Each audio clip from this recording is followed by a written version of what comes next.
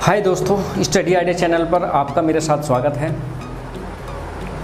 आज मैं आपको इस वीडियो के माध्यम से प्रतियोगिता परीक्षा में पूछे जाने वाले महत्वपूर्ण प्रश्नों के ऊपर विचार करने जा रहा हूं और आप इस वीडियो को देखकर जो प्रश्न एग्जाम्स में पूछे जाते हैं वे आपके लिए और भी आसान हो जाएंगे। मात्र एक बार की वीडियो देखने से ही वे क्वेश्चंस आपके माइंड में सेट हो जाएंगे और वे उन क्वेश्चंस को आप कभी नहीं भूल सकते, ये मेरा वादा है। तो उन क्वेश्चंस को अपने माइंड में सेट करने के लिए वीडियो को अंत तक देखें और चैनल को सब्सक्राइब ज़रूर करें ताकि आने वाले समय में आपको हमारी ओर से जो वीडियोज़ जारी होंगी वे आप तक पहुंच सके। आज की वीडियो में हम विश्व की एक प्रसिद्ध हस्ती के बारे में जिक्र करने जा रहे हैं। एक ऐसी हस्ती जिसने पूरी दुनिया को अपनी मुट्ठी में लेने का सपना देखा था, पूरी दुनिया को अपने कब्जे में ले लिया था, पूरी दुनिया पर अपना शासन कर लिया था। एक ऐसी शख्सियत के बारे में आज हम पढ़ने जा रहे हैं। मैं दो पंक्तियाँ गाकर आपको सुना रहा हूँ। यूनान का सिकंदर भारत पे चढ़ के आया, दुनिया फतेह करूँगा, नारा यही लगाया। जी हाँ, मैं यूनान के महान सिकंदर के बारे में ही आज आपको बताने जा रहा हूँ। यूनान के इस महान सिकंदर से संबंधित बहुत सारे क्वेश्चंस, बहुत सारी बातें, बहुत सारी छोटी छोटी जो क्वेश्चंस हैं वे कई बार पूछे जा चुके हैं। तो सिकंदर से संबंधित जितने भी क्वेश्चंस हैं, मेरा मानना है कि इस वीडियो को देखने के बाद सारे के सारे कॉन्सेप्ट्स आपके क्लियर हो जाएंगे। सिकंदर का वास्तविक नाम अलेक्जेंडर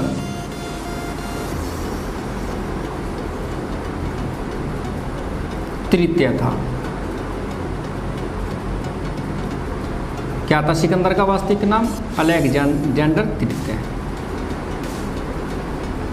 वास्तविक नाम, असली जो नाम था अलेक्जेंडर तृतीय का असली नाम था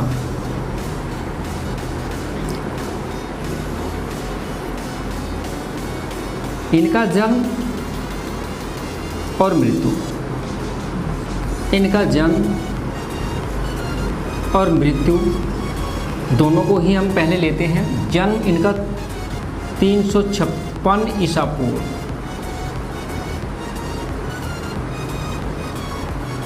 मकदूनिया एक बहुत बड़ा प्रांत था जिसमें एक बहुत प्रसिद्ध स्थान है पेला में इनका जन्म हुआ था। मृत्यु 323 ईसा पूर्व बेबीलोन में इनकी मृत्यु हुई थी, जिसे आज बगदाद भी कहा जाता है। और मृत्यु का क्या कारण था? मृत्यु का कारण था निमोनिया। इनको निमोनिया हो गया था। निमोनिया हो कैसे गया था उसका भी हम डिस्कस करेंगे, उसका भी हम जिक्र करेंगे। निमोनिया के कारण इनको क्या होता है? क्षय रोग, जिसको टीबी भी कह सकते हैं। कभी कभी आपको परीक्षा में निमोनिया भी मिलेगा ऑप्शन, और अगर निमोनिया ऑप्शन मिलेगा तो ये नहीं मिलेगा, ये मिलेगा तो ये नहीं मिलेगा। क्योंकि निमोनिया जब होता है इंसान को तो पहले खांसी, जुकाम, बुखार इस तरह के लक्षण हो जाते हैं, फिर धीरे धीरे कफ पड़ जाती है और उसकी वजह से ही आदमी को क्षय रोग टीबी बन जाती है। 33 वर्ष की आयु में, 33 वर्ष की अल्पायु में ही इनकी मृत्यु हो गई थी।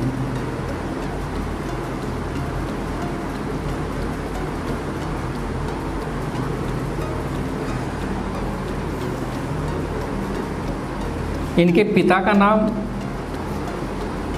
फिलिप द्वितीय था, फिलिप सेकंड। माता का नाम ओलंपिया था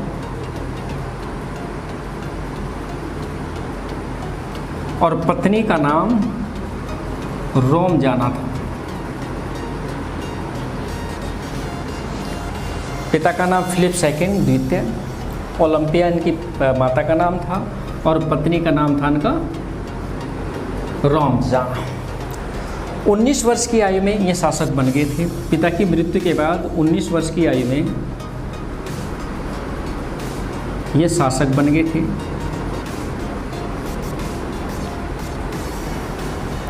और शासक बनने के बाद इन्होंने बहुत सारा प्रांत, बहुत सारा एरिया, बहुत एरिया इन्होंने जीत लिया था। इनकी नज़र भारत की ओर बढ़ी और इन्होंने 326 ईसा पूर्व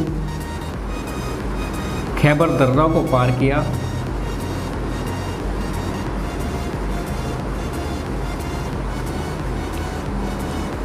खैबर दर्रा को पार करने के बाद सिंधु नदी पड़ती थी और उस पर पुल बनाया।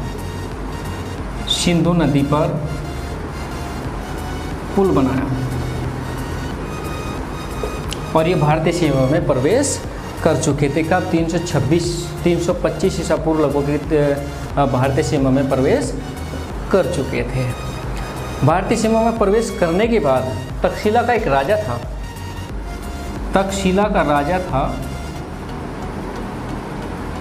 आंभी। आंभी ने क्या किया? आंभी को जब पता चला कि सिकंदर नाम का कोई शासक जो बहुत शक्तिशाली है, बहुत पावरफुल है, आंभी ने सिकंदर से संधि कर ली और सिकंदर की हर संभव मदद करने का भी प्रयास किया, आश्वासन दिया। तक्षशिला से ही सिकंदर ने पंजाब का शासक जो झेलम नदी के दूसरी पार था, पंजाब का शासक क्या था? शासक पोरस था। पोरस को संधि प्रस्ताव भेजा।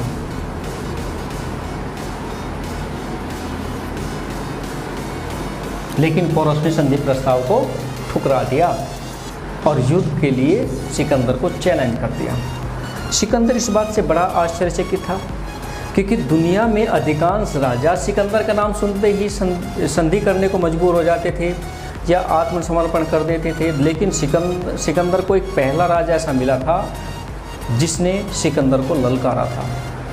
सिकंदर और पोरस के बीच झेलम नदी किनारे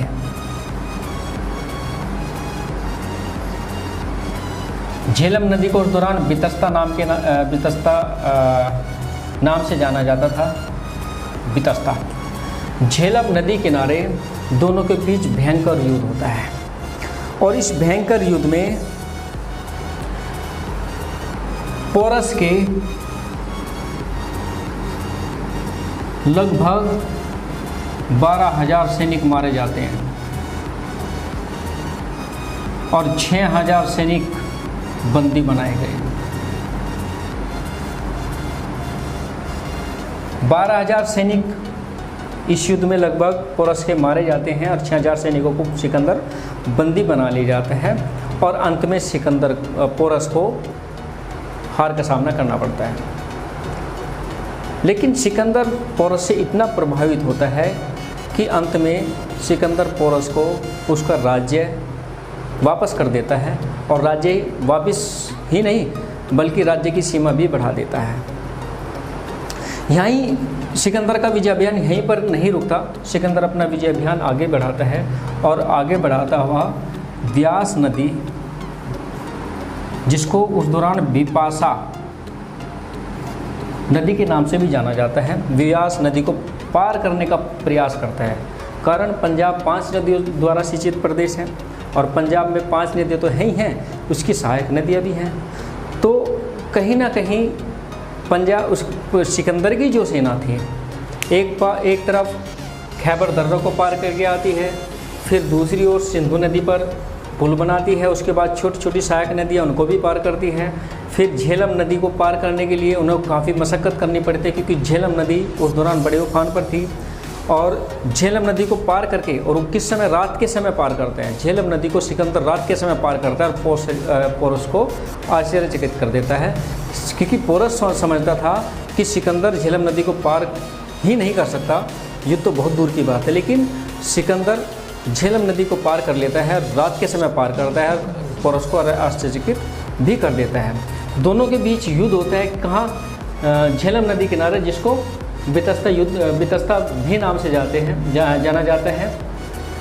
व्यास नदी के बारे में बताने से पहले मैं थोड़ा सा और यहाँ झेलम नदी के बारे में बताऊँ। दोनों का युद्ध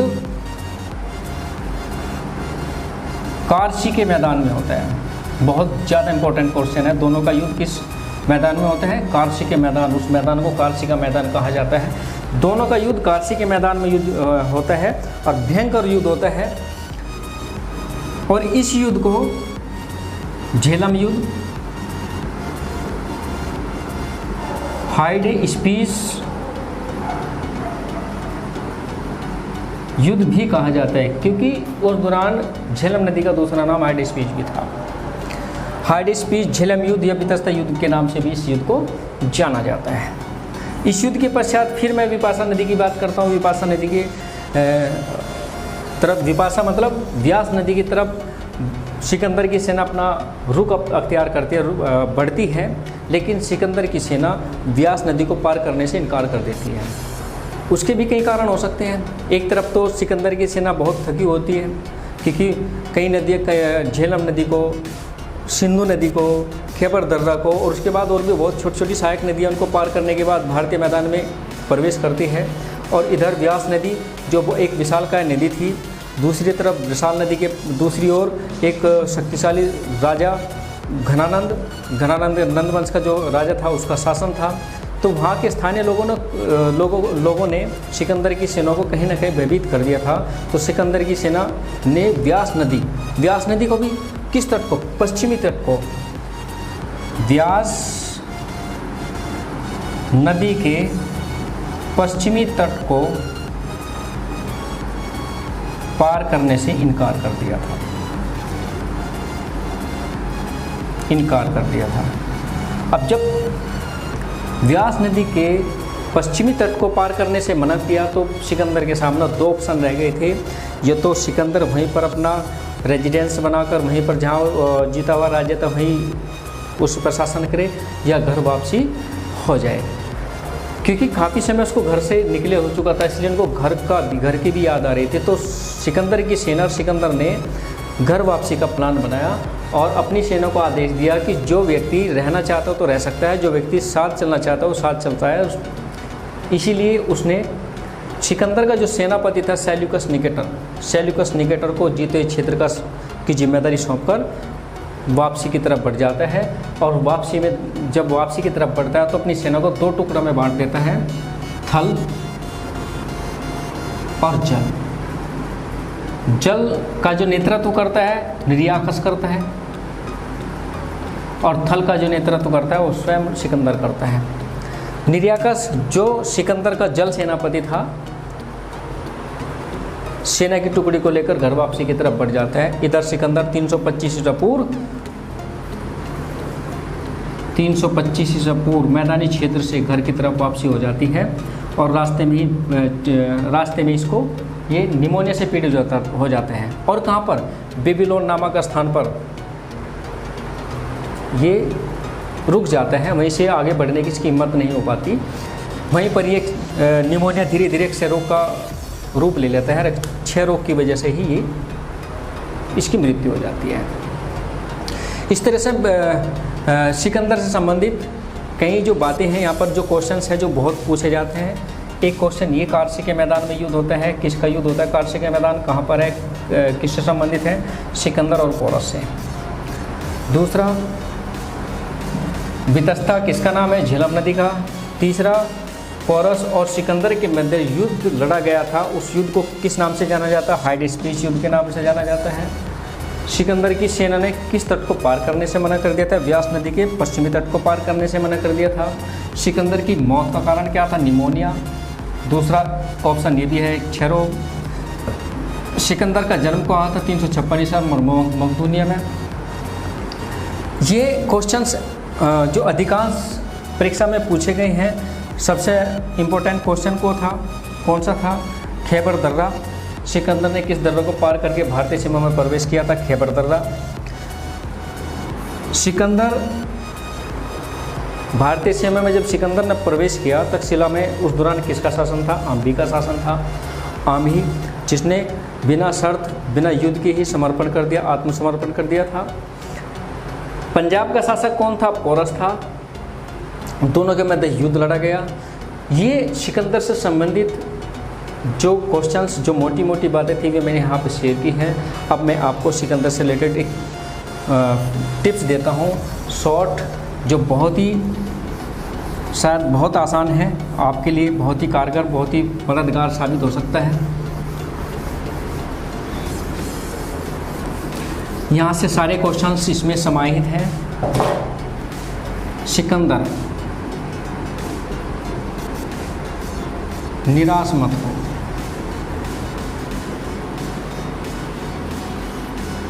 MBA कर,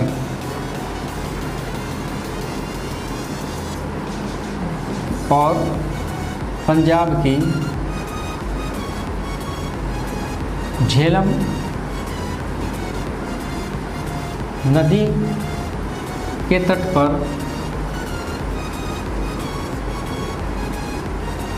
हाई स्पीड से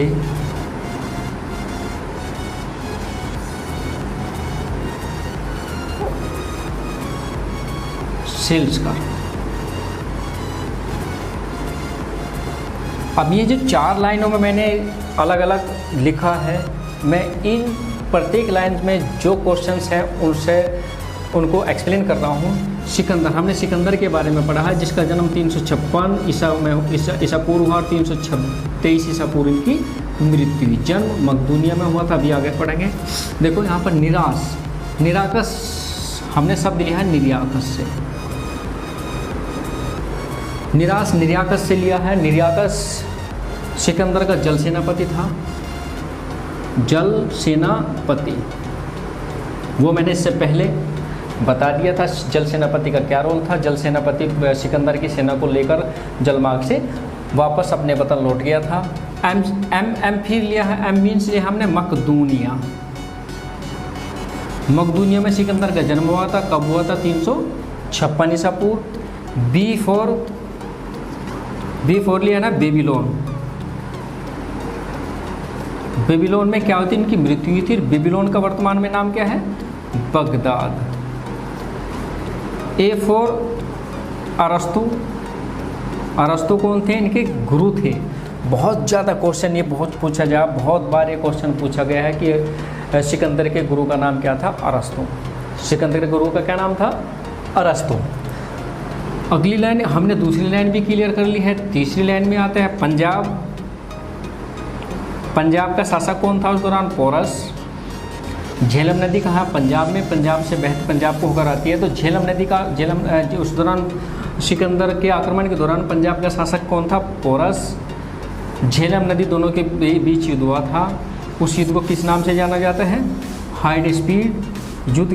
किस नाम से जाना था? हाई डे स्पीड युद्ध के नाम से भारतीय इतिहास में उसे जाना जाता है। सेल्स में सेल्यूकस निकेटर। सेल्यूकस निकेटर किसका? इसका सेनापति था सिकंदर का। और सेल्यूकस निकेटर का एक दरबारी कवि था जिसका नाम था मेगास्थनीज, जिसने इंडिका नामक पुस्तक लिखी थी। क्या लिखी थी उसने? इंडिका नामक पुस्तक भी मेगास्थनीज ने लिखी थी। मेगास्थनीज सेल्यूकस का दरबारी कवि था। इंडिका नामक पुस्तक उसने लिखी थी। इंडिका नामक पुस्तक आगे जब हम पढ़ेंगे तब उसका एक्सप्लेन करेंगे। सेल्यूकस निकेटर इसका सेनापति था। किसका? सिकंदर का। सेल्यूकस के सिकंदर के प्रिय घोड़े का नाम था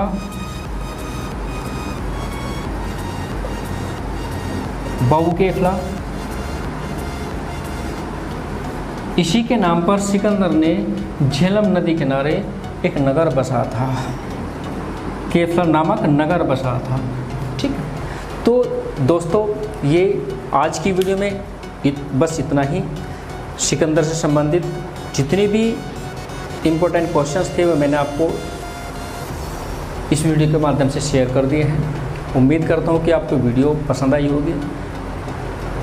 और ये भी आपसे गुजारिश करता हूँ कि वीडियो को देखकर कमेंट ज़रूर करें, क्योंकि आपके कमेंट ही हमें आने वाली अगली वीडियो के लिए प्रोत्साहन करेंगे। चैनल को सब्सक्राइब जरूर करें, वीडियो को शेयर करें